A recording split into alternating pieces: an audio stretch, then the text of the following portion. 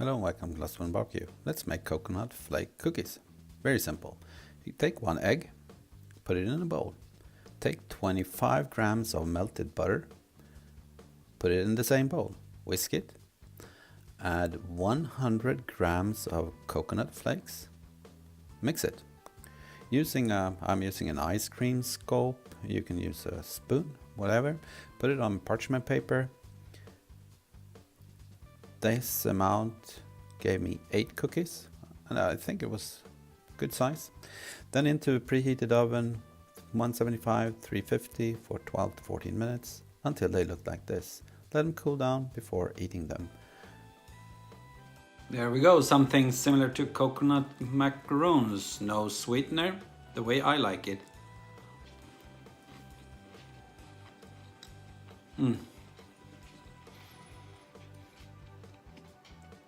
It's really nice. As you all know, I like coconut a lot, and this is a good treat, more or less, no carbs. It's like 2 grams of carbs per 100 grams, and that's 100 grams that I use, so if I eat one of them, it's nothing. Thank you for watching. Bye.